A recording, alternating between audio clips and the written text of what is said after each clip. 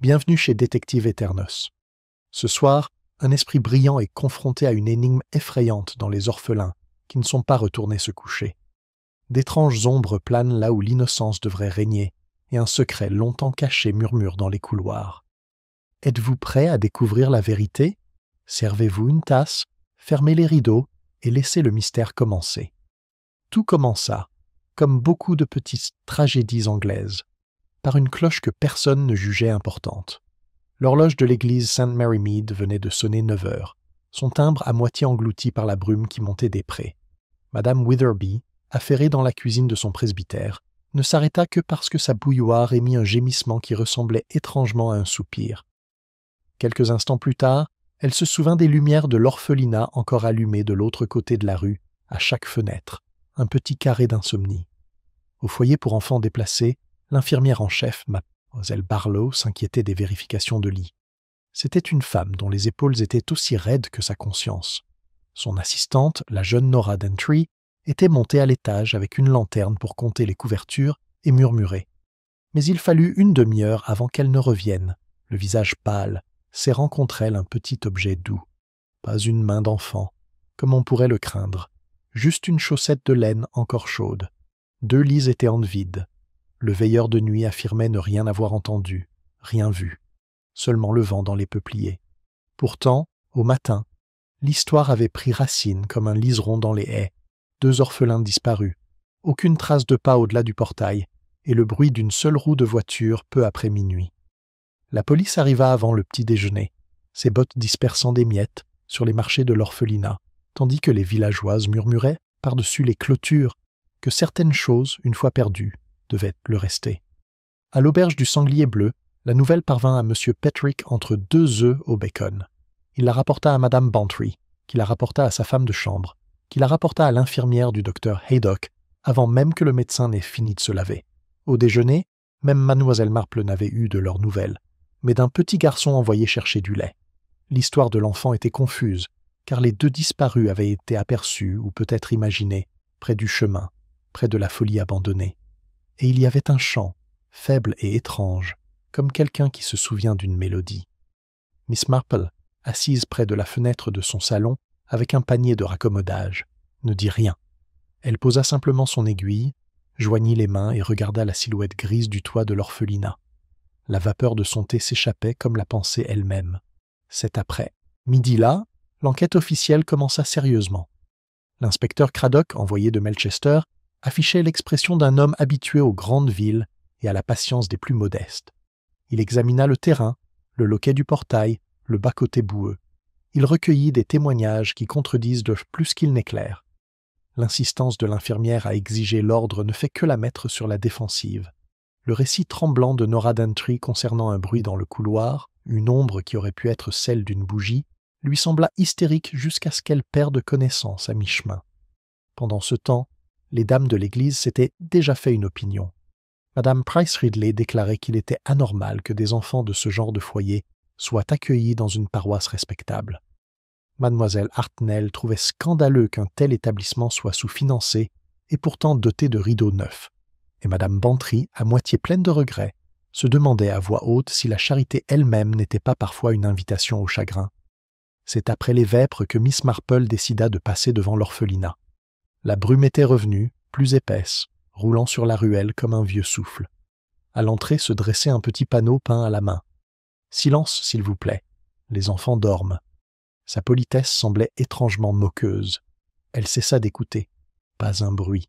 Seulement le grincement du fil de l'enseigne et le goutte à goutte des gouttières. Puis, faiblement, presque engloutie par le brouillard, elle entendit un gémissement. Pas humain peut-être, un chaton ou une charnière. Mais en se penchant, elle remarqua quelque chose coincé dans la clôture, un morceau de tissu, de la serge bleue, arraché net comme une manche. Un fin fil rouge le tranchait. Non pas du sang, pensa-t-elle, mais de la peinture, ou quelque chose de similaire. Miss Marple le prit délicatement entre ses doigts, le plia dans son mouchoir et rentra chez elle. Dans son salon, elle le plaça près de sa tasse de thé et le contempla pensivement, comme si elle attendait qu'il s'explique. Par la fenêtre, elle pouvait voir les lampes flamboyer dans l'orphelinat, des ombres se mouvoir précipitamment derrière les rideaux. Quelqu'un, semblait-il, s'était souvenu d'avoir peur. Elle finit par baisser sa lampe, non sans murmurer tout bas. Il ne retourne jamais au lit, n'est-ce pas, les pauvres chéris?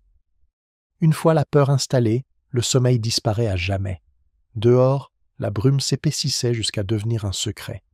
Le matin s'installa sur St. Mary Mead, avec la pâleur réticente d'une conscience interrogée trop tard.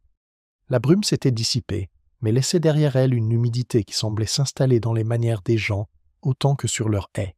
À 9 heures, chaque foyer connaissait l'histoire, sous une forme ou une autre 2 enfants disparus, un loquet de portail, suspect, et des rumeurs concernant une voiture qui n'avait rien à faire dans cette rue, à 1 heure pareille.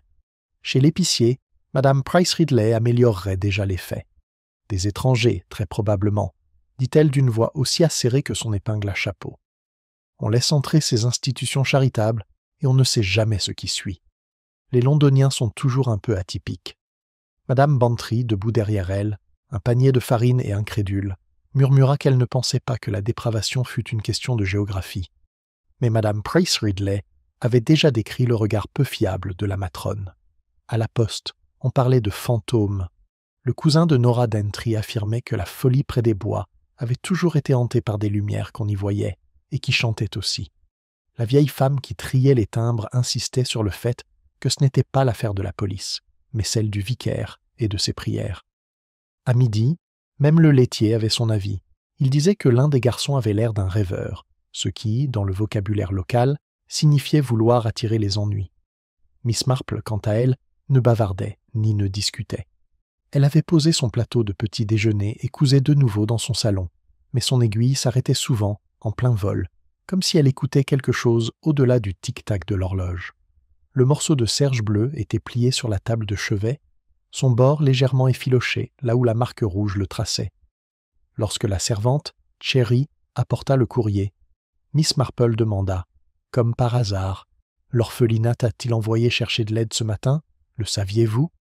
« Le docteur Haydock est arrivé tôt, madame, » dit Cherry, les yeux écarquillés.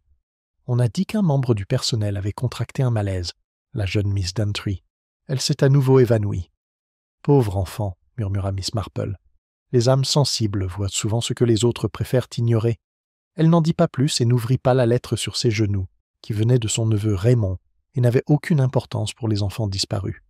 Dans l'après-midi, l'inspecteur Craddock s'était posté au presbytère pour mener des entretiens. Il paraissait mal à l'aise dans le salon, comme s'il était trop conscient que le chintz et les tasses à thé ne correspondaient pas à son environnement d'origine. Madame Witherby, troublée mais désireuse de l'aider, lui offre des sandwichs à 3 reprises avant qu'il ne parvienne à décliner. La matrone affirme que le portail était fermé à 10 heures, a-t-il dit en consultant ses notes. Mais le palefrenier de l'auberge affirme avoir vu une lumière se déplacer sur le chemin à 10h30. Pas de traces de pas, pas de bruit, juste cette lueur. Madame Witherby joignit les mains. Était-ce l'un des enfants, inspecteur, somnambule? Il soupira. Le somnambulisme n'explique pas la disparition, des manteaux ni la porte latérale ouverte. Quelqu'un les a fait sortir ou les a accompagnés. Miss Marple arriva discrètement vers la fin de la conversation, interpellée par la conviction de Madame Witherby que cette chère Jane voyait toujours le côté humain. L'inspecteur la salua poliment, mais avec une pointe d'ironie. Il avait appris depuis longtemps que le côté humain de Miss Marple avait le don de perturber les policiers. « Quelle triste histoire » dit-elle doucement, assise près du feu. On peut se demander si c'était vraiment soudain. Je pense souvent que lorsque des enfants disparaissent, ce n'est pas le moment du départ qui compte, mais toutes les petites heures passées inaperçues avant. Craddock pencha la tête. « Tu parles de préparation ? Je parle de solitude, inspecteur. Elle peut être très laborieuse si on la laisse seule trop longtemps. » La femme du pasteur cligna des yeux, comme si la phrase avait eu un léger parfum de blasphème. Craddock, cependant, la note. Le personnel mentionna un visiteur la semaine dernière, un certain monsieur Peveril, administrateur du fonds de l'orphelinat. Il apportait des cadeaux, des livres et des peintures. « Des peintures » répéta Miss Marple d'un ton léger. « Quelle attention ! Quelqu'un a-t-il parlé de la couleur ?»« Couleur » ? Oui, la peinture, comme les mots, peut dire des choses curieuses selon la teinte choisie. Craddock, incertain de se moquer de lui, répondit « Bleu et rouge, je crois. Pour dessiner et tout ça. » L'expression de Miss Marple ne changea pas, mais ses yeux se tournèrent une fois, vers le morceau de papier plié sur sa table de chevet, comme s'il venait de murmurer quelque chose de faible mais insistant. Plus tard, en rentrant chez elle, en passant devant le cimetière, elle se retrouva aux côtés de mademoiselle Hartnell, qui l'avait interceptée sous prétexte de discuter des comptes de la paroisse. « Bien sûr, avait dit mademoiselle Hartnell, si les enfants avaient une famille, ce serait plus facile. Mais ils n'en ont pas, voyez-vous. Ils disparaissent comme par magie, comme de la fumée. » « La fumée, dit Miss Marple pensivement, n'est visible que lorsque quelque chose brûle. » Mademoiselle Hartnell fronça les sourcils, incertaine si elle avait été corrigée ou si elle était d'accord. À l'approche du crépuscule, les fenêtres de l'orphelinat brillèrent de nouveau, cette même lueur inquiétante se détachant sur la grisaille. Un policier se tenait près du portail, l'air perdu parmi les hortensias. De quelque part à l'intérieur parvient le bruit d'une porte qui se refermait brusquement, suivi de voix précipitées, superposées, étouffées par les rideaux. Miss Marple s'arrêta dans le chemin, la main posée sur le poteau de la clôture. Une petite silhouette était visible à une fenêtre du haut, se déplaçant lentement comme si elle comptait quelque chose d'invisible. La silhouette semblait trop immobile, trop réservée pour appartenir à un enfant effrayé. Peut-être s'agissait-il de Miss Barlow, encore en train de vérifier les chambres, ou peut-être pas. Le brouillard commença à recouvrir la ruelle, adoucissant les contours, engloutissant la lumière. Derrière elle, l'horloge de l'église sonna 6 heures, avec une précision et un écho. Miss Marple resta immobile jusqu'à ce qu'elle s'arrête. Alors seulement, elle reprit sa marche, pensive et sans hâte, ses pas mesurés comme si elle suivait non pas un chemin, mais un modèle. Quelque chose, un léger bruit, un mouvement dans l'air la fit se retourner une fois de plus. Un rideau à l'étage était tombé dans un silence parfait, et pourtant, l'espace d'un instant, elle aurait juré qu'il avait bougé.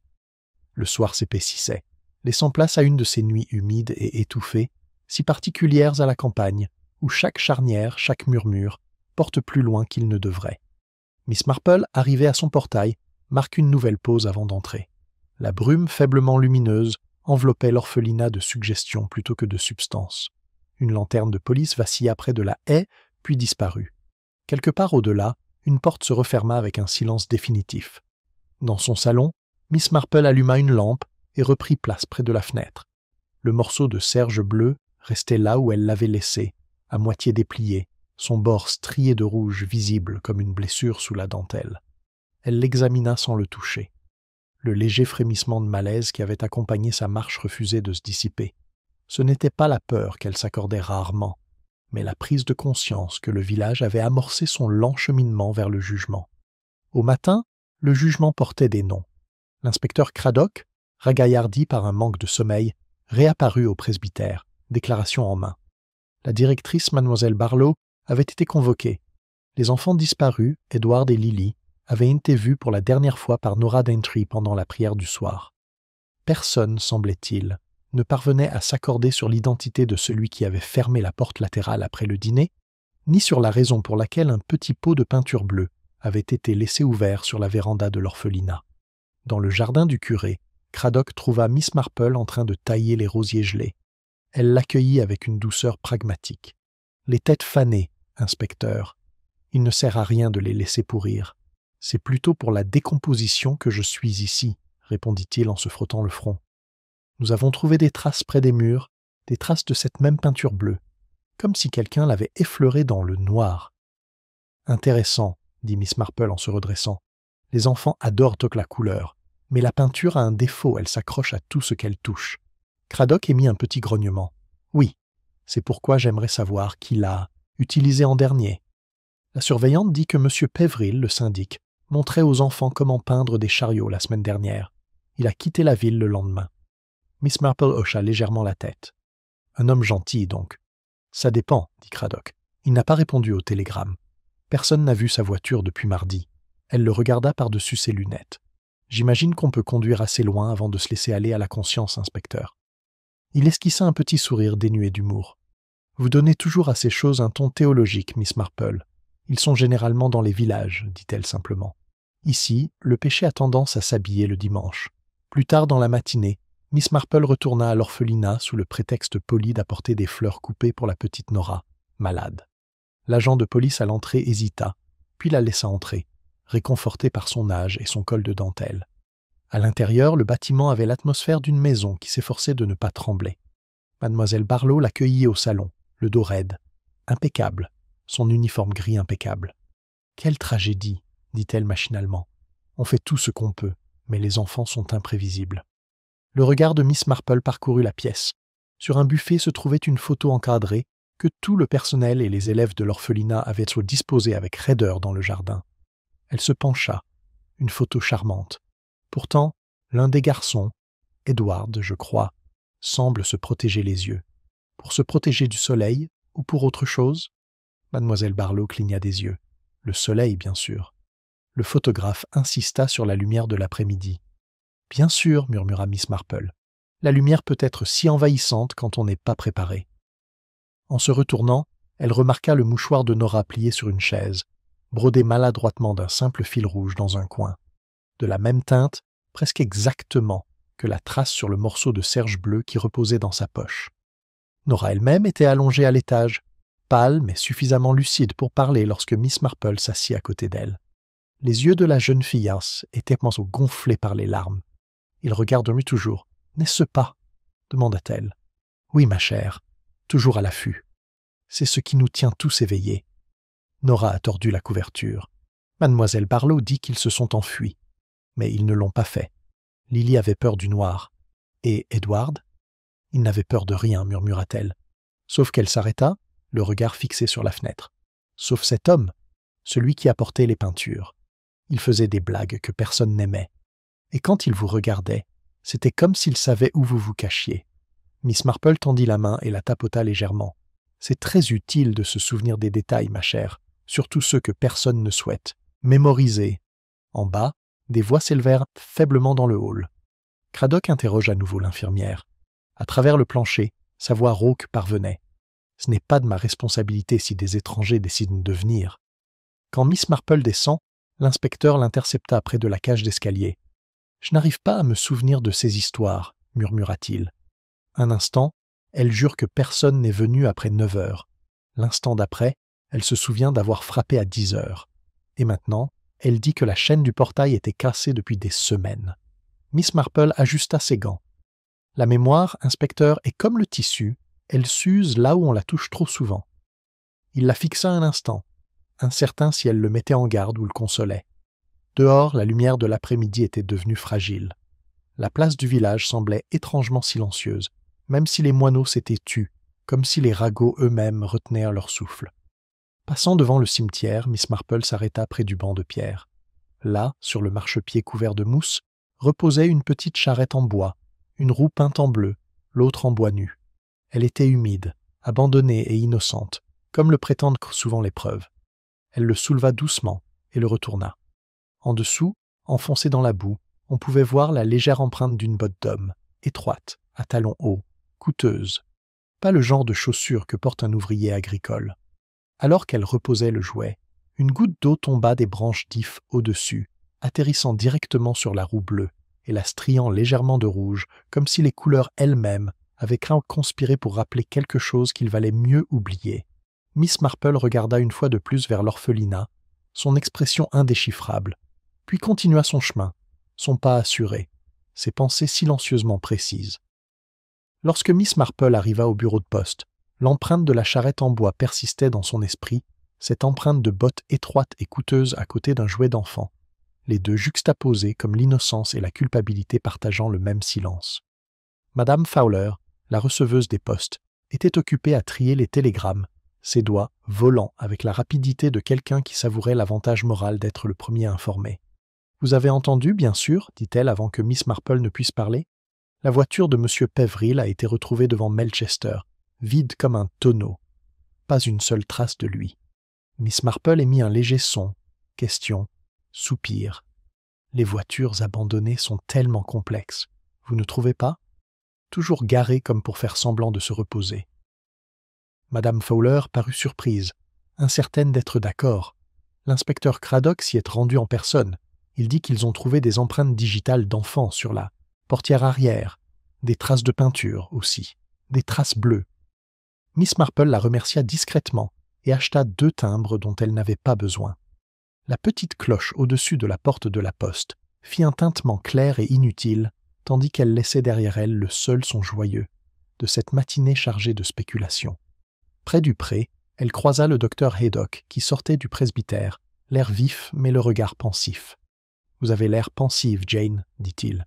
Je ne vous le conseille pas. On réfléchit trop, et c'est comme ça qu'on attrape froid. Je trouve la réflexion plutôt réconfortante, docteur, répondit-elle doucement. Mais j'imagine que vous avez réfléchi à vous-même. Il grogna. Énervée l'infirmière. Oui, la femme est sur le point de craquer. Craddock la presse de toutes ses forces. Elle dit que M. Peveril a été tout à fait convenable, même si son ton laissait entendre qu'elle n'y croyait pas. Et l'assistante Nora est de nouveau fiévreuse. Elle marmonne sans cesse à propos de chanter. Chant. Quelque chose qu'elle a entendu cette nuit-là. Elle dit que ce n'était pas humain. Eh bien, les hystériques y chantent souvent leur peur. Ou leurs souvenirs, dit doucement Miss Marple. Le docteur Haydock fronça les sourcils, sur le point de répliquer, mais elle l'avait déjà remercié et était passée à autre chose. À la porte de l'orphelinat, l'agent salua d'un air las. À l'intérieur, l'inspecteur Craddock se tenait près de la véranda latérale, examinant le pot de peinture bleue qui avait tant fait parler. Il lui fit un signe de tête résigné et professionnel. « Vous arrivez juste au moment où la partie intéressante est terminée, Miss Marple. Nous avons trouvé ce pinceau encore humide, caché derrière le tonneau d'eau. Miss Barlow insiste, il est là depuis une semaine. » Elle jeta un coup d'œil à la poignée. « Curieuse, murmura-t-elle. Ce n'est pas de la peinture pour bâtiment, inspecteur. C'est du pigment pour artiste, et assez cher, un luxe dans une maison charitable.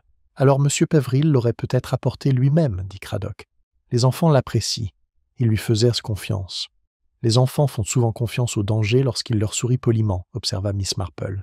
Ils confondent douceur et sécurité. Craddock haussa un sourcil. Tu crois qu'il les a prises ? Je pense, répondit-elle, que les gens qui souhaitent paraître gentils sont généralement très occupés à vous le rappeler. Ils entrèrent, où mademoiselle Barlow attendait, impassible comme une armure. Elle paraissait épuisée, les lèvres pincées par la répétition. Monsieur Peveril était généreux, répétait-elle sans cesse. Il apportait des bonbons, des livres, et même un disque vinyle une fois. Les enfants l'adorent. Et pourtant, tu ne lui as jamais demandé ses références ? Insista Craddock. Elle rougit légèrement. C'était un administrateur.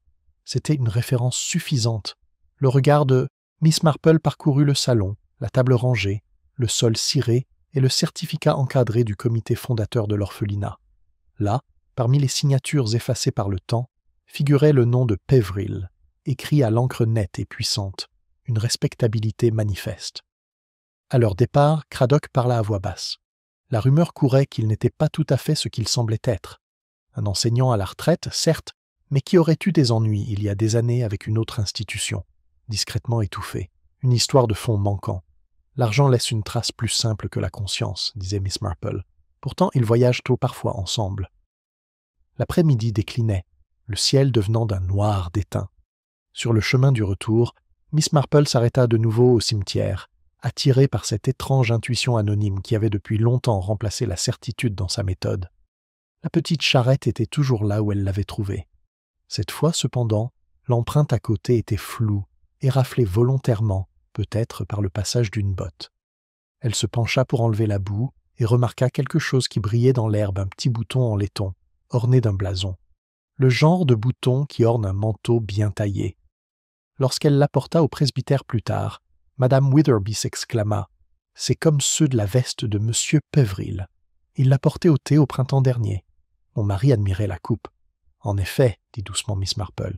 Alors, ce monsieur a laissé derrière lui bien plus que sa voiture. » Ce soir-là, le village rassembla son courage en bavardant. Au sanglier bleu, les spéculations virèrent au drame Peveril avait attiré les enfants contre rançon. Peveril avait lui-même été victime d'un acte criminel.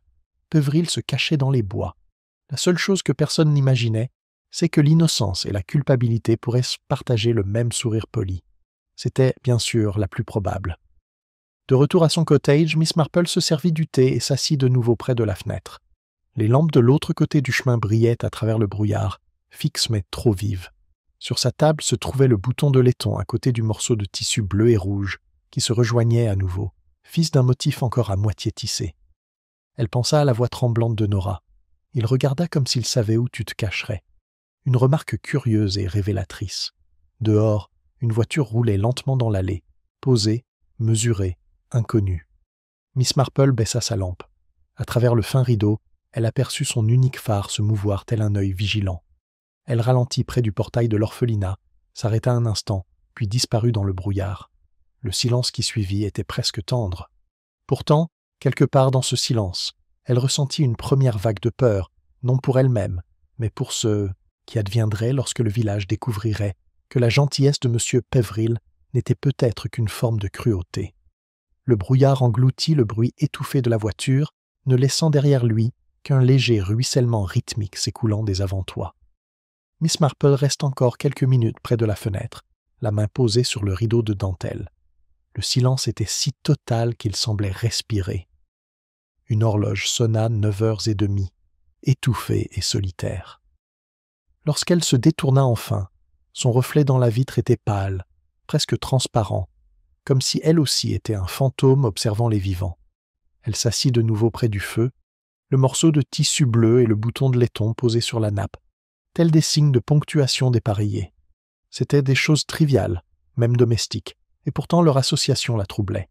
L'une parlait de vêtements, l'autre de jeux ensemble, évoquant une scène où respectable et enfantin s'étaient trop rapprochés. Un coup frappé la fit sursauter. Cherry, la servante, entra, essoufflée. « Un message du presbytère, madame. L'inspecteur Craddock vous demande de venir immédiatement. On a, trouvé quelque chose. » Miss Marple se leva, son châle enroulé autour d'elle, comme un calme absolu. « Alors, il ne faut pas faire attendre la découverte, » dit-elle doucement. Dehors, l'air était épais comme de la laine, brouillant les formes et les distances. La lanterne du gendarme, à la porte de l'orphelinat, brillait faiblement, telle une étoile tenace dans la brume. Craddock se tenait à proximité, l'expression partagée entre le triomphe et l'inquiétude. « Vous voudrez voir ça ?» dit-il. Un des jardiniers le découvrit en taillant les lauriers derrière le vieux puits. Il la conduisit à travers l'herbe mouillée jusqu'à un petit groupe de policiers rassemblés autour du puits de pierre désaffecté. Une corde avait été descendue. Lorsqu'elle remonta, elle ne portait pas d'horreur, comme Miss Marple l'avait cru, mais quelque chose de plus étrange, une petite sacoche en cuir, craquelée et vieille, dont la boucle était recouverte de terre. Craddock l'ouvrit avec précaution à la lumière de la lampe. À l'intérieur se trouvait un manuel de lecture pour enfants, un soldat de plomb et une enveloppe pliée et collée à la cire. Les initialices P imprimées faiblement dans le rouge. Edward Pévril murmura Craddock, peut-être de sa jeunesse. Il a été professeur, vous savez. Les sourcils de Miss Marple se haussèrent légèrement. Ou plutôt, d'un autre Edward. Il fronça les sourcils. Le garçon disparu s'appelait Edward. En effet. Et les enfants adorent imiter ceux qu'ils admirent. Elle prit l'abécédaire avec délicatesse. Entre ces pages se trouvait une fleur pressée, violette, cassante et brune, mais parfaitement conservée. Elle tourna la tige entre ses doigts, son esprit dérivant non vers le sentiment, mais vers l'objectif. Après tout, on pressait rarement des fleurs sans raison. Plus tard, dans le bureau de l'infirmière, Craddock interroge de nouveau Mademoiselle Barlow. Son regard se posa sur le cartable comme s'il pouvait l'accuser. « Ça, je ne l'ai jamais vu. Nos enfants n'ont pas droit à de tels objets. Même pas de souvenirs, demanda Miss Marple d'un ton doux. « Certainement pas. La possession engendre la jalousie. Nous les maintenons uniformément égaux. » Miss Marple la regarda encore un instant. L'égalité peut être d'une étrange cruauté lorsqu'elle est pratiquée par ceux qui ont oublié leur individualité. Mademoiselle Barlow rougit. « Vous suggérez de la négligence ?»« Pas de négligence, dit doucement Miss Marple. De l'oubli peut-être. Cela commence si poliment qu'on le remarque à peine. » Craddock s'éclaircit la gorge. Le sceau correspond à l'ancien papier à lettres de Pévril. Il était suffisamment fiduciaire pour avoir accès aux lettres et aux archives. Serait-ce un lien ? C'est possible, dit Miss Marple. Pourtant, je me demande pourquoi un homme cacherait le cartable d'un enfant derrière un puits, plutôt que de l'emporter. Cela suggère la hâte. Ou la conscience. Ils restèrent un moment silencieux, écoutant le faible bourdonnement des tuyaux de chauffage de l'orphelinat. Quelque part à l'étage, un enfant toussa d'un petit bruit ordinaire qui, dans cette pièce tendue, ressemblait à une accusation. Après son départ, Miss Marple emprunta de nouveau le sentier derrière le puits. Le sol était accidenté, creusé par les hivers passés. Son regard remarqua un fin fil blanc accroché aux branches de laurier, non pas du tissu cette fois, mais de la ficelle. Elle le suivit jusqu'à l'endroit où il disparaissait sous la haie et trouva, à moitié enfoui, un bout de crayon à la cire rouge, maculé de terre. Elle le présenta à la lumière de la lampe, sa surface marquée de minuscules marques de dents. Un enfant. Pourtant, sur un côté aplati, une légère traînée de résidus plus sombres, noircis, comme brûlés par les flammes. Ce soir-là, de retour dans son salon, elle le plaça à côté du tissu bleu et du bouton en laiton. Bleu, rouge et maintenant noir. Une palette d'innocence corrompue. Son regard s'attarda sur le trio comme s'il s'agissait d'une pièce de théâtre moraliste miniature, écrite en couleurs plutôt qu'en mots. Le lendemain matin, l'inspecteur Craddock revint avec de nouveaux éléments. « Nous avons identifié le cachet de cire, dit-il sèchement. Il correspond à des lettres envoyées au printemps dernier par Peveril au comité de l'orphelinat. Une correspondance anodine concernant le financement. Mais voici quelque chose de plus curieux. Le chauffeur de Melchester jure avoir vu une femme rencontrer Peveril près du pont il y a 2 nuits. Grande, manteau gris, voile. Pas la matrone, dit-il, mais quelqu'un de plus jeune. Nora Daintree demanda doucement Miss Marple. Craddock hésite. Peut-être, même si elle jure n'avoir jamais quitté sa chambre cette nuit-là. Le regard de Miss Marple se porta vers la fenêtre, où le brouillard se levait pour laisser place à une lumière hésitante. On se prend souvent pour le meilleur lorsqu'on parle aux policiers. Mais la vérité revient toujours comme un chat errant à l'heure du dîner. Elle le regarda s'éloigner, puis attrapa la violette coincée entre les pages du manuel. La tenant à la lumière, elle remarqua sous la tige de légers traits de crayon, des lettres presque effacées. Elle inclina la page jusqu'à ce qu'elle se révèle. Ce n'est pas en sécurité ici. Pendant un instant, elle fixa simplement la pièce, sentait la pièce se rétrécir autour d'elle. Puis elle referma le livre très doucement, comme on referma la main d'un enfant sur un secret. Dehors, la cloche de l'église commençait à sonner lentement pour les prières du soir. Le son persistait à travers la brume, solennel et mesuré, chaque note étant un avertissement que le village ne comprenait pas encore. Le dernier écho de la cloche s'était à peine éteint que Miss Marple se leva et attrapa son châle. L'abécédaire, la lettre cachetée et la violette étaient déposées côte à côte sur la table, telle une conversation tranquille attendant sa reprise. Dehors, l'air sentait les feuilles humides et la fumée de charbon, le village se préparant pour le soir comme si de rien n'était. Mais sous ce calme, Miss Marple connaissait bien une autre forme d'empressement, lorsque les secrets commençaient à soupçonner d'être entendus. À l'orphelinat, une faible lueur orange se répandit aux fenêtres. Un agent à la porte l'accueillit avec une courtoisie lasse. À l'intérieur, elle trouva l'inspecteur Craddock arpentant le couloir, l'irritation et la fatigue accentuant ses mouvements. Elle a avoué l'avoir rencontré, murmura-t-il. Mademoiselle Daintree, la jeune fille est à moitié en délire, mais suffisamment lucide pour dire qu'elle a vu Peveril près du pont. Elle prétend qu'il lui a donné quelque chose pour mettre un petit paquet en sécurité. Les yeux de Miss Marple se posèrent sur son visage, et le colis disparut. Elle dit l'avoir laissé sous son oreiller, mais à son réveil ce matin, il avait disparu. L'infirmière est furieuse. La colère, murmura Miss Marple, est souvent le déguisement de la peur. Ils entrèrent dans la petite chambre vide de Nora. Elle se redressa, pâle comme la cire d'une bougie, les mains crispées sur la couverture. Miss Marple s'approcha doucement, sa présence apaisante. « Ma chère, dit-elle doucement, c'est très courageux de parler quand d'autres souhaiteraient que tu te taises. » Le regard de Nora se tourna vers la porte. Il dit que les enfants seraient en sécurité, qu'il avait trouvé une anomalie dans les comptes et qu'il avait besoin de preuves. Il me dit de ne rien dire à mademoiselle Barlow. Il me donne un paquet de livres, je crois. Mais quelqu'un entra après l'extinction des feux. J'entendis des pas. Quand je regardai à nouveau, il avait disparu. Miss Marple était assise à côté d'elle. « Avez-vous reconnu la marche ?» Nora hésita. Je pensais que c'était l'infirmière, mais elle marchait plus lourdement. C'était plus silencieux. Comme si quelqu'un essayait de ne pas se faire entendre. Craddock fronça les sourcils. « Et tu es sûr que ce n'était pas l'un des garçons ? Il ne monte pas après la prière, murmura-t-elle. Il m'a dit qu'elle s'était arrêtée, tremblante. » Miss Marple lui toucha légèrement la main.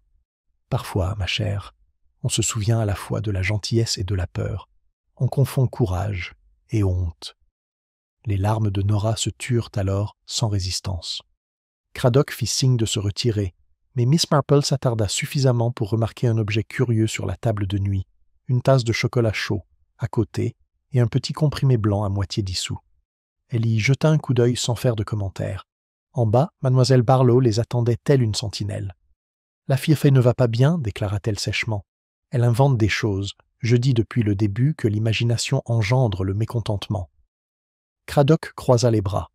Malgré tout, elle semblait en savoir plus que toi. La bouche de la matrone se serra.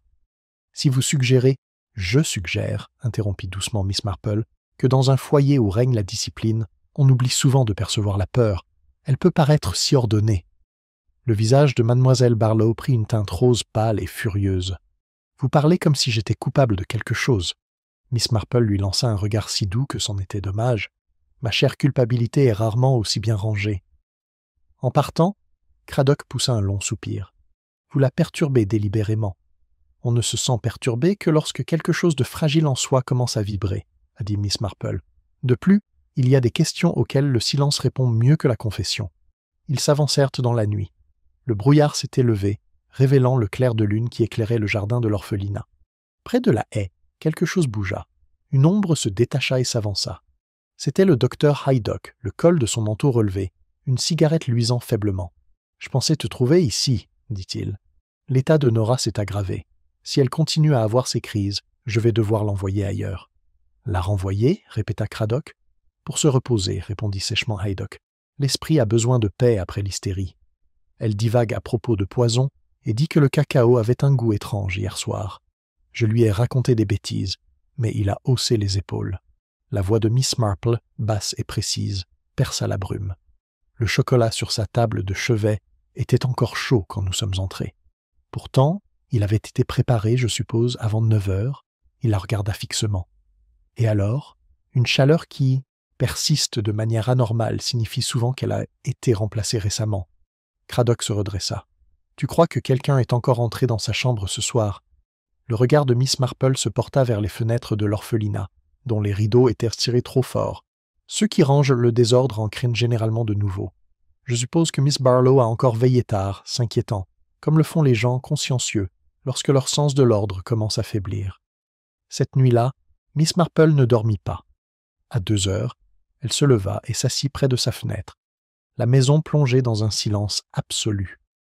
De l'autre côté de la rue, la lumière du 2e étage de l'orphelinat vacilla une fois, puis disparut. Le brouillard, revenu comme un vieux complice, roula bas le long des haies. Un bruit lui parvint, le léger grincement du portail de l'orphelinat, puis des pas précipités. Elle ouvrit sa fenêtre juste assez pour les entendre s'éloigner vers l'allée de l'église. Une silhouette vêtue d'un long manteau, la tête penchée, traversait rapidement la brume. La lune captait la faible lueur du laiton sur les boutons de manchette, comme celui de sa table. Au matin, le village s'éveilla sous le bruit de nouvelles spéculations. La matrone avait disparu de sa chambre, son lit était vide. Nora Dantry, fiévreuse mais vivante, avait été transférée au presbytère pour plus de sécurité. Craddock ordonna une fouille des bois environnants, et la moitié de la paroisse se rassembla pour observer. Miss Marple resta à son portail, silencieuse au milieu de l'agitation. Elle remarqua quelque chose que les autres ignoraient, une traînée de peinture bleue, le long du poteau de pierre, comme si un pinceau avait été tiré à la hâte. Elle en toucha une du bout du doigt, elle était encore légèrement collante. La peinture a une honnêteté dérangeante, avait-elle dit un jour à l'inspecteur, et maintenant, elle semble parler à nouveau, mais cette fois, peut-être, elle nommerait non pas le perdu, mais le menteur. Elle joignit les mains, les yeux rivés sur le chemin menant vers les bois. Son expression indéchiffrable, mais son esprit s'aiguise avec l'inévitabilité calme d'une aube qui ne serait pas retardée. La matinée s'écoula dans un calme trompeur, la lumière du soleil se diffusant faiblement sur les haies humides. Les villageois, vêtus de leurs manteaux du dimanche, se rassemblent près des espaces verts, murmurant derrière leurs mains gantées, tandis que les agents de police s'avançaient vers les bois. La nouvelle de la disparition de mademoiselle Barlow s'était répandue à St. Mary Mead comme le thé à travers la porcelaine fine. Chacun avait sa version, aussi sûre et aussi fausse. Depuis le portail de son jardin, Miss Marple les regarda s'éloigner. Une infime trace de bleu maculait encore le poteau de pierre, un fantôme de couleur dans la lumière du jour. Elle se retourna, pensive, et traversa le chemin jusqu'au presbytère où Nora Dantry avait été transférée. La jeune fille était calée sur un canapé, pâle mais lucide, les mains tordant le bord d'un châle emprunté. Quand Miss Marple entra, Nora écarquilla les yeux. « On dit qu'elle est partie », murmura-t-elle. « Miss Barlow. Elle ne voulait pas partir sans ses clés. Elle ne les a jamais quittées. » Miss Marple était assise à côté d'elle. « Les clés peuvent ouvrir et fermer, ma chère. » Parfois, ceux qui gardent des secrets décident un soir qu'il est temps de verrouiller une porte ou de s'enfuir. Nora frissonna. « Tu crois qu'elle a emmené les enfants ?» « C'est une question très directe, dit Miss Marple d'un ton doux et très courageuse. Mais courage et vérité font souvent mauvais ménage. Avant que Nora puisse répondre, la femme du pasteur entra avec du thé, l'air à mi-chemin entre l'inquiétude et la fascination. « L'inspecteur Craddock est près de la rivière, annonça-t-elle. Ils ont trouvé quelque chose. » Miss Marple se leva et lissa sa jupe. « Alors, il faut que tout soit clair, Madame Witherby arrive rarement dans un état impeccable. » La rivière s'étendait juste au-delà du bois, gonflée par les pluies de la nuit précédente. Les villageois s'étaient rassemblés à distance respectueuse, tandis que les policiers circulaient avec des cordes et des perches. Mademoiselle Marple et Madame Witherby atteignirent la rive, juste à temps pour apercevoir Craddock agenouillé près d'une berge boueuse. L'objet qu'il sortit était lourd et dégoulinant d'une valise, dont le cuir était noirci par l'eau. Lorsque l'inspecteur la déverrouille, une odeur de papier humide et de pourriture s'échappe. À l'intérieur se trouvaient des liasses de documents ficelés, un manteau gris de femme et un petit objet enveloppé dans une toile cirée. Craddock leva les yeux d'un air sombre, le manteau de la matrone, et ça déballa le tissu pour révéler une petite chaussure d'enfant, en cuir bleu, éraflée mais reconnaissable. C'est celle du garçon. Un souffle collectif s'échappa des spectateurs. Madame Witherby murmura, puis elle. « Oh mon Dieu !» Le regard de Miss Marple, clair et serein, étudie le contenu. « Un curieux arrangement, » dit-elle doucement. « Une valise destinée à l'évasion, mais lestée pour la dissimuler. Cela suggère 2 esprits, et non un. » Craddock fronça les sourcils. « 2 ? Oui. Quelqu'un qui souhaitait disparaître et quelqu'un d'autre qui préférait que cela se produise. » Il se redressa, le malaise palpable sous son professionnalisme. « Vous pensez que l'infirmière ne s'est pas enfuie ? » « Je pense, » dit-elle doucement, qu'elle a essayé de quitter la scène avant son signal. Tandis que les villageois se dispersaient, sous l'insistance des gendarmes, Miss Marple resta près de l'eau, les yeux rivés sur le courant.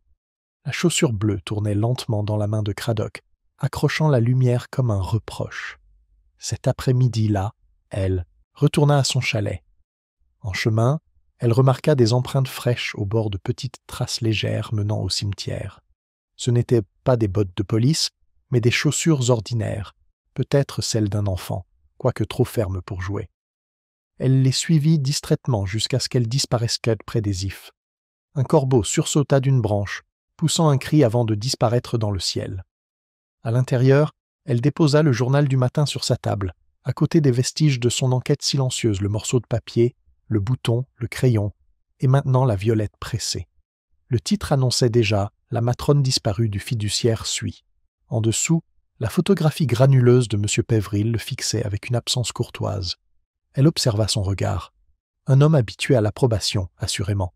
Le genre d'homme qui appréciait davantage la gratitude que la bonté. Un bruit de pas sur son chemin attira son attention. Le docteur Haydock se tenait dans l'embrasure de la porte, chapeau à la main. « Ils exigent une autopsie si elle réapparaît, » dit-il sans préambule. « Je doute qu'elle soit loin. Vous avez déjà vu ce genre de personne, trop fière pour affronter la ruine.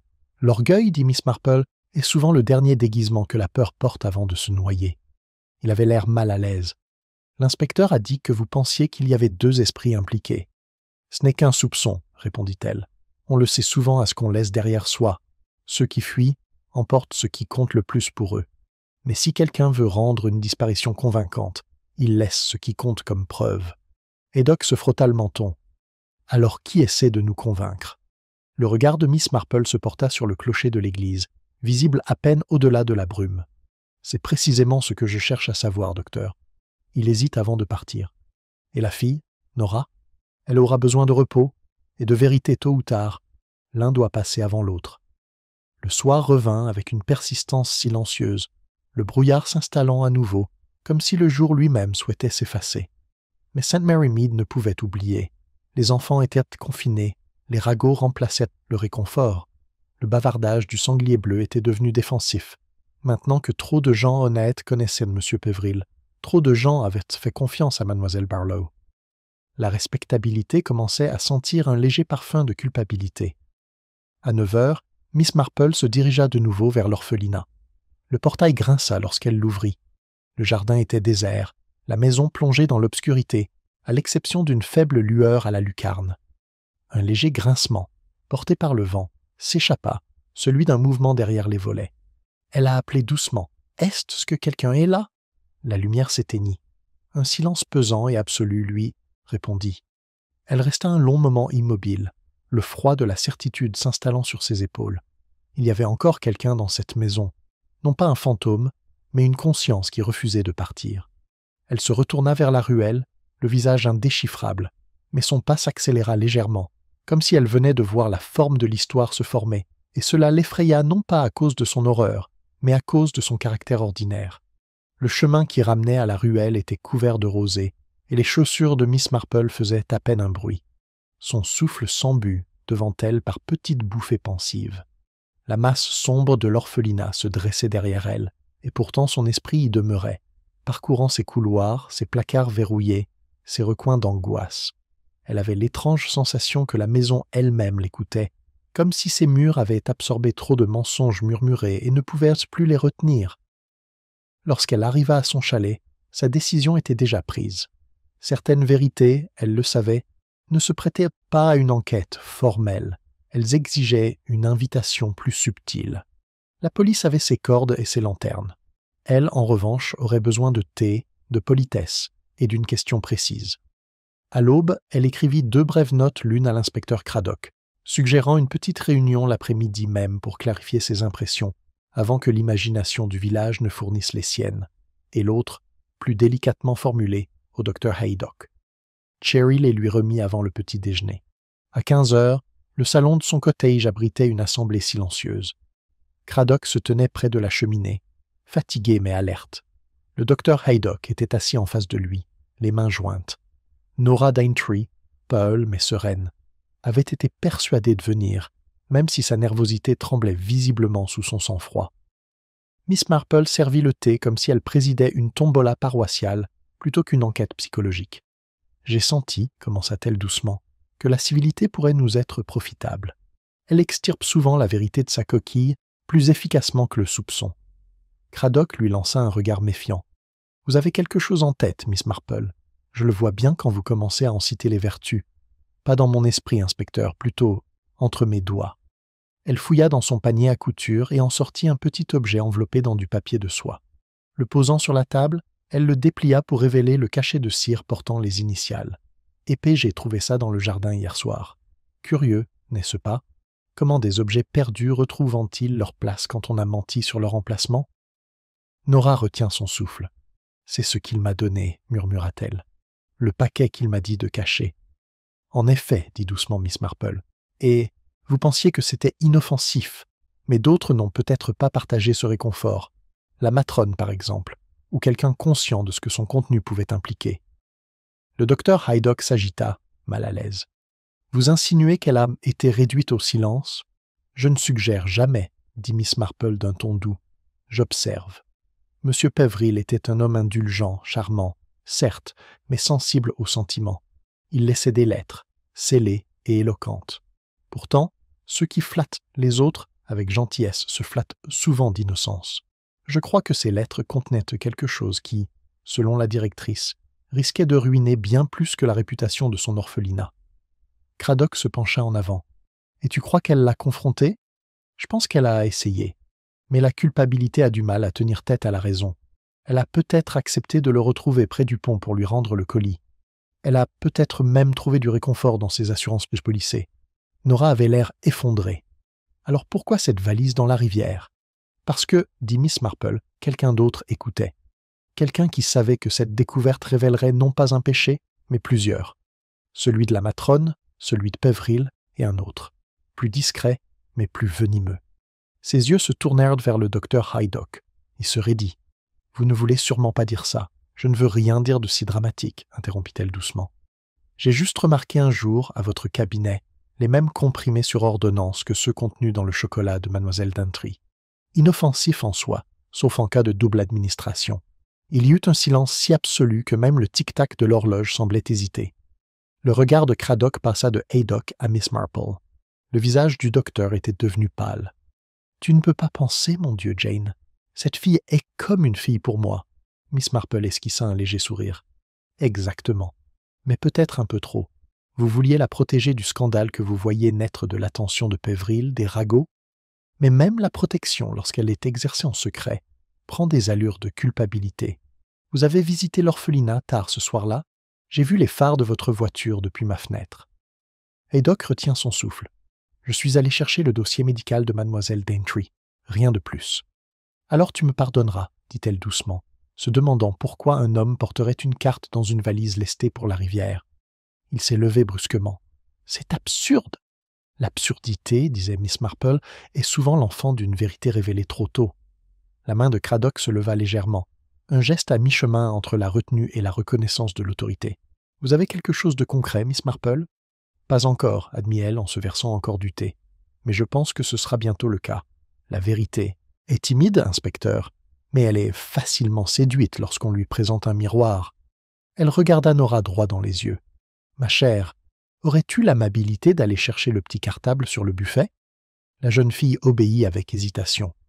De la pochette en cuir usé, Miss Marple sortit le manuel de l'enfant, celui qui dissimulait le violet pressé et les mots en gras. Elle l'ouvrit à la page marquée et le déposa devant eux. Craddock se pencha. Les mots étaient en pâle, mais sous la lumière de la lampe, ils ressortent suffisamment pour être lus. Ce n'est pas sûr ici.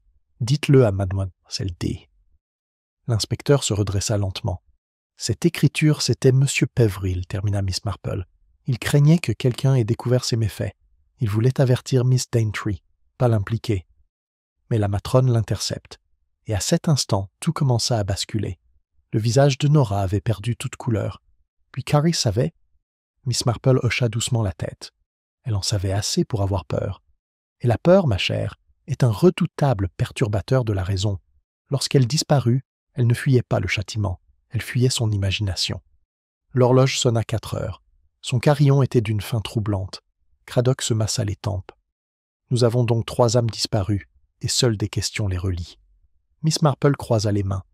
Les questions sont plus fortes que les cordes, l'inspecteur. Les coupables tirent toujours contre elle. Dehors, la cloche de l'église commença à sonner les vêpres, son rythme mesuré parcourant les champs. Miss Marple jeta un coup d'œil à la fenêtre. La lumière était devenue grise, celle qui promettait la pluie. « Il y aura un autre test, dit-elle doucement. Demain matin, quand tous les mensonges polis auront eu le temps de se dissiper, la personne qui viendra chez moi sans y être invitée nous racontera tout. » Craddock fronça les sourcils. « Vous attendez de la visite ?»« Attendant ?» Son regard croisa le sien, calme et posé. « Non, inspecteur. J'attendais simplement que ma conscience se souvienne du chemin. » La pluie tomba dans la nuit, douce mais insistante, nettoyant les rues des traces de pas et des spéculations. Au matin, St. Mary Mead scintillait faiblement sous un ciel d'étain. Miss Marple se leva plus tôt que d'habitude, comme si le silence lui-même l'avait appelée. Elle tira les rideaux et remarqua le lustre grisâtre de son jardin, les gouttes de pluie tremblant comme des mots non prononcés sur la vitre. Quelque part au loin, la cloche de l'orphelinat sonnait, hésitante, feutrée, comme une confession commencée mais pas encore osée. Elle s'agitait dans la cuisine sans se presser, posant la bouilloire sur le feu et servant 2 tasses au lieu d'1. Ce n'était pas de la prescience, simplement de la culpabilité. Elle le savait, elle dormait rarement trop tard. À 7h30, on frappa à la porte, ni timidement, ni hardiment, mais avec précision, comme mesurée à sa propre importance. Elle ouvrit et trouva le docteur Haydock, trempé et pâle, son chapeau à la main. « Jane, dit-il simplement, j'ai fait quelque chose de stupide. » Miss Marple s'écarta. « La plupart des bêtises, répondit-elle doucement, ne sont que des erreurs qui ne se terminent pas bien. Entrez, je vous prie. » Il était assis près du feu, la vapeur qui montait de son manteau se mêlant à la légère odeur de laine humide et de thé. Son regard, habituellement vif et intelligent, semblait creusé par l'insomnie. « Je ne pouvais pas laisser ça au hasard, commença-t-il. Quand j'ai vu ta lettre hier soir, où tu parlais du cacao, j'ai su à quoi ça ressemblerait.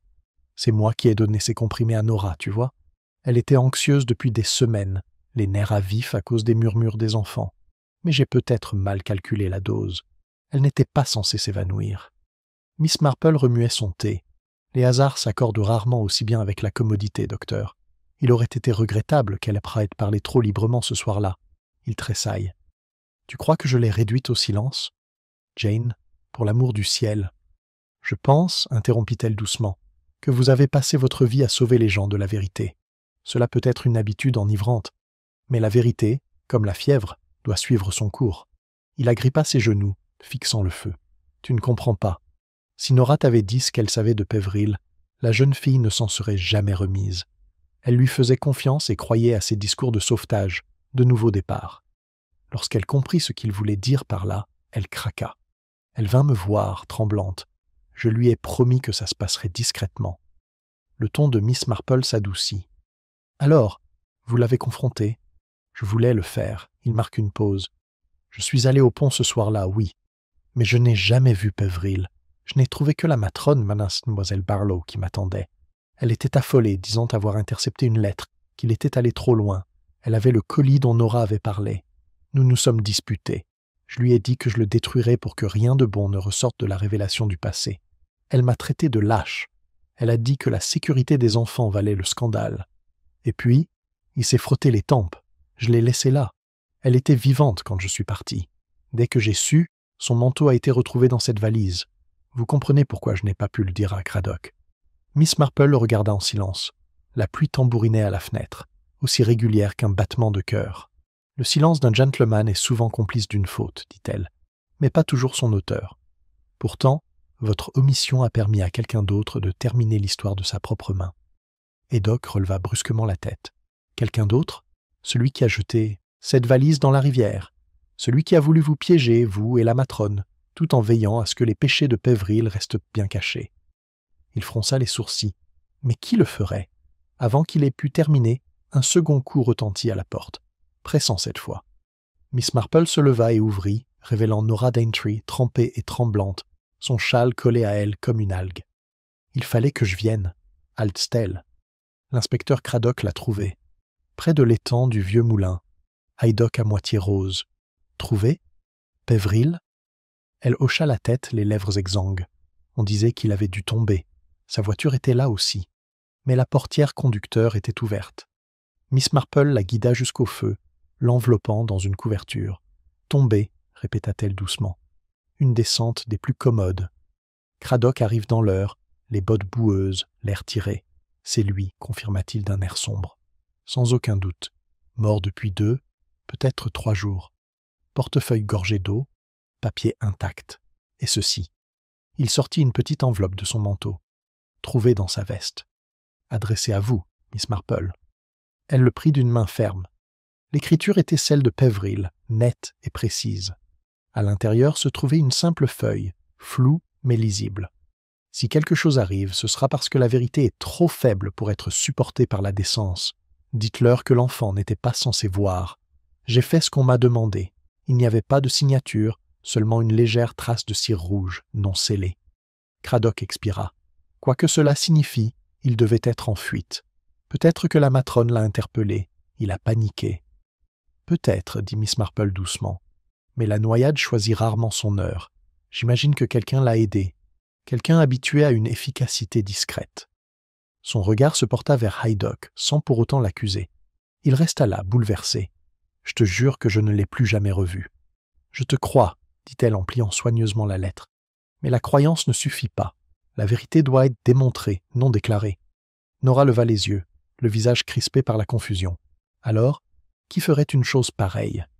Miss Marple servit une autre tasse de thé, bien qu'aucun d'eux ne fût enclin à boire. La réponse, murmura-t-elle, viendrait avec la même courtoisie que tous les péchés anglais sur le pas de la porte, sans prévenir, accompagnée d'excuses et d'explications. Dehors, la pluie s'était atténuée jusqu'à devenir un murmure. Les nuages s'éclaircissent, révélant un mince filet de lumière pâle et vigilante. Le regard de Miss Marple s'attardait dessus, comme si elle lisait une inscription invisible dans le ciel. Elle se parlait presque à elle-même. Quand on frotte une tâche assez longtemps, c'est toujours le tissu qui se déchire en premier. Un instant plus tard, la cloche de l'église se mit à sonner à nouveau, non pas pour le service cette fois, mais pour la découverte. Et Miss Marple, posant sa tasse, murmura « Alors nous verrons qui croit encore que les enfants ont jamais disparu. » Le faible tintement de la cloche de l'église résonnait encore dans l'air lorsque Miss Marple se leva de sa chaise. Les mots qu'elle avait prononcés à voix basse, presque distraitement, avaient mis les autres mal à l'aise. Nora serra plus fort son châle. Le docteur Haydock resta immobile, la lueur du feu soulignant son profil tendu. Seul l'inspecteur Craddock, habitué au calme particulier qui précède la révélation, retrouve la parole le premier. « Tu veux dire, dit-il lentement, que les enfants ne disparaissaient jamais ?» Le regard de Miss Marple se posa sur la lettre qu'elle tenait à la main. « Oh, elles avaient disparu, inspecteur, mais pas de la manière dont le village l'imagine. » Elle s'approcha de la fenêtre, écartant la dentelle juste assez pour regarder la pluie s'égoutter du toit. Les ruelles scintillent, reflétant la pâleur de l'aube comme de l'eau sur du verre. « C'est étrange, murmura-t-elle, comme la sympathie peut servir de bandeau. On préfère plaindre plutôt que de regarder. Et pourtant, quand la pitié devient sélective, on commence à voir qui a vraiment besoin d'être sauvé. » L'impatience de Craddock s'éveilla. « Vous me pardonnerez, Miss Marple, mais ce n'est pas vraiment le moment de réfléchir à la morale. »« Au contraire, dit-elle en se tournant vers lui avec un léger sourire, c'est précisément le moment. La réflexion morale est la seule preuve que le coupable ne peut falsifier. » Nora se tortilla, mal à l'aise. « Qu'est-ce que tu racontes ? Que voulait-il dire dans sa lettre l'enfant n'était pas censé voir ?» Miss Marple la regarda avec bienveillance. « Peut-être, ma chère, devrions-nous réfléchir à l'enfant auquel il faisait référence. » Un silence s'installa. Dehors, une charrette roulait dans le chemin. Le bruit des sabots résonnait d'un bruit sourd. La main de Haydock agrippa le manteau. « Il ne manquait que 2 enfants, dit-il. Edward et Lily. »« Oui, dit Miss Marple, et pourtant les chercheurs ne trouvèrent dedans que la chaussure. Une petite chaussure bleue, aucune empreinte de pas au-delà du mur, aucune trace dans les bois. Étrange absence, vous ne trouvez pas? Trop ordonnée, trop méthodique. Et vous, inspecteur, avez remarqué à plusieurs reprises combien l'orphelinat semblait étrangement rangé. » Craddock fronça les sourcils. « Tu penses que la disparition était une mise en scène ? » ?»« Je pense, dit-elle doucement, que ce qui a disparu cette nuit-là, ce n'était pas la vie, mais la culpabilité. Quelqu'un a essayé d'effacer des preuves, pas des corps. » Les yeux de Haydock s'assombrirent. « Vous insinuez que les enfants sont vivants ?» Miss Marple hocha faiblement la tête. Vivante et cachée. Peut-être par quelqu'un qui trouvait cela gentillesse, peut-être par quelqu'un qui craignait les conséquences d'une telle exposition. La voix de Nora s'éleva, tremblante. Mais qui les cacherait? La matrone? Elle était stricte, pas cruelle. Miss Marple s'approcha du feu et prit le petit soldat de plomb sur la table, celui qui se trouvait dans le cartable. Elle le retourne dans sa paume. La cruauté se définit rarement ainsi. Miss Barlow se targuait de l'ordre, non de l'affection. Mais d'autres confondent pitié et protection. Des gens qui se disent qu'il vaut mieux protéger l'innocence de la vérité que de la ménager de la honte. La remarque resta suspendue dans l'air. Haydock tressaille de nouveau, mais elle ne le regarde pas. Au lieu de cela, elle poursuivit d'une voix posée, presque sur le ton de la conversation. « Quand j'ai vu ces taches bleues sur le poteau du jardin ce matin, j'ai pensé au pinceau près du puits, encore humide, bien que la pluie n'ait pas encore commencé. Quelqu'un avait recommencé à peindre après la découverte du corps de Pévril, de la peinture bleue, de la même teinte que celle utilisée pour les jouets de l'orphelinat. Elle a reposé le soldat de plomb sur la table, à côté de la violette pliée. Il m'est venu à l'esprit que ce n'était peut-être pas un accident de couleur, mais un signe. Le même bleu qui marquait le chemin lorsque les enfants ont disparu réapparaît après la mort. Un cercle s'est formé. La voix de Craddock était prudente. « Vous croyez que la personne qui a enlevé les enfants s'est aussi débarrassée du Pévril ?» Miss Marple hocha la tête. Dans les 2 cas, c'était une question de clémence, du moins dans l'esprit de celui qui l'exprimait. La clémence peut être une émotion très impitoyable. Un coup sec et délibéré les interrompit. Craddock s'avança le premier, ouvrant la porte pour révéler un agent de police, casquette à la main, le visage rouge de hâte. « Pardonnez-moi, monsieur, nous les avons trouvés. » Les enfants. Nora halta. La main de Haydock se détacha du manteau. « Vivants ?» demanda Craddock. « Oui, monsieur, dans la crypte de l'église, blotti près de la vieille chaudière, frigorifié et effrayé, mais indemne. » Miss Marple ferma brièvement les yeux, comme si une prière avait été exaucée, mais peut-être pas comme elle l'avait espéré. « La crypte, murmura-t-elle.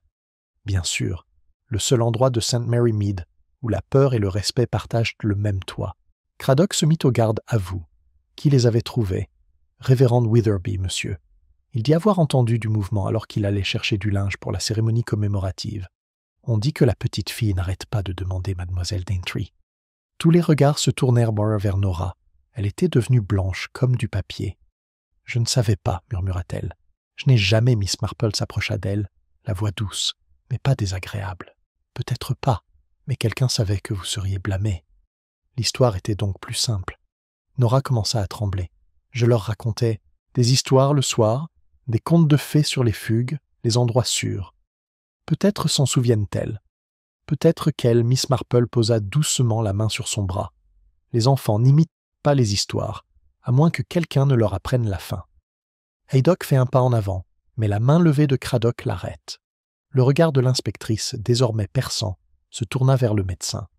Elle dit qu'ils avaient demandé mademoiselle Daintree, et non l'infirmière. S'ils se cachaient, il fallait bien que quelqu'un leur montre où. Le regard de Miss Marple se porta de nouveau vers la fenêtre, et quelqu'un d'autre, l'inspecteur, devait s'assurer qu'ils y restent assez longtemps pour que la sympathie détourne les soupçons. Dehors, la pluie avait commencé, légère mais persistante, effaçant les dernières traces de bleu sur les poteaux de pierre. Le village, pensa-t-elle, serait bientôt à nouveau propre. Elle se détourna de la fenêtre et dit doucement « Quand les apparences s'effondrent, ce n'est pas la vérité qui effraie le plus les gens, c'est ce qu'ils ont fait pour la protéger. » Ces paroles flottèrent dans l'air comme le parfum des bougies éteintes. Puis, tout bas, Craddock dit « Nous les amènerons ici, Miss Marple, et quand ils arriveront, nous verrons qui viendra les réclamer. » Miss Marple hocha la tête, bien que ses yeux avaient déjà dérivé au-delà de lui, au-delà de la porte, vers un horizon invisible où la conscience et les conséquences négociaient encore. Les enfants arrivèrent au cottage de Miss Marple sous une légère bruine, la boue du chemin collant obstinément à leurs bottes. Leurs petits visages étaient pâles, mais les premiers signes de soulagement s'illuminent. Nora Daintree tenait la main de Lily, tandis qu'Edward serrait la petite sacoche que Pévril leur avait confiée. Le paquet avait été lavé, séché et rendu, mais son contenu, l'abécédaire, la violette pressée, le soldat de plomb demeuraient, désormais symboles plutôt que secrets. Miss Marple les accueillit discrètement et les guida vers le salon, où chaleur et lumière promettaient réconfort. Le feu flamboyant, petit mais constant, projetant des ombres qui dansaient sur les rideaux de dentelle. C'était une pièce qui avait vu bien des repas tranquilles, des confidences chuchotées et la douce rotation du monde par des mains expertes. Elle témoigne désormais de la découverte elle-même.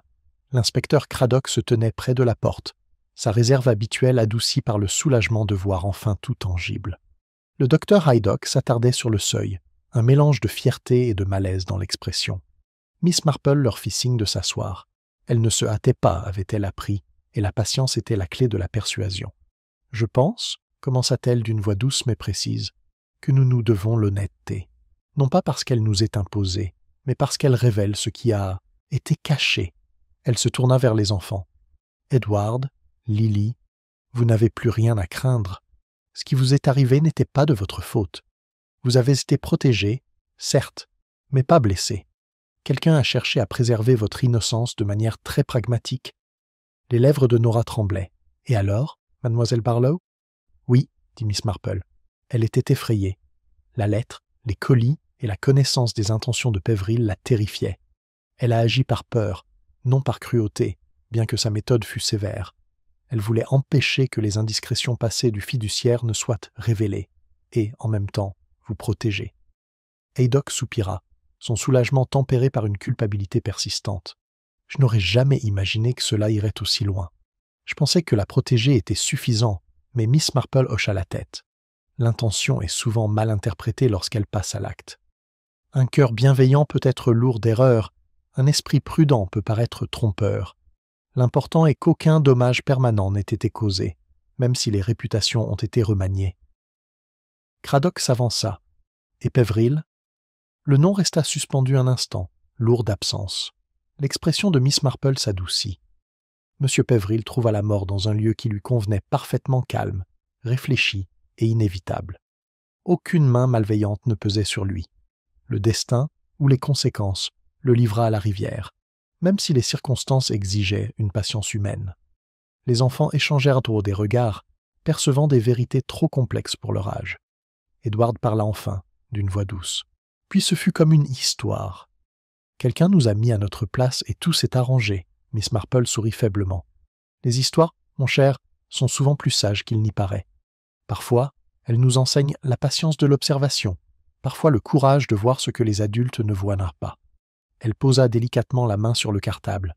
Ces petits objets, ton abécédaire, ton soldat de plomb, même cette violette sont des rappels.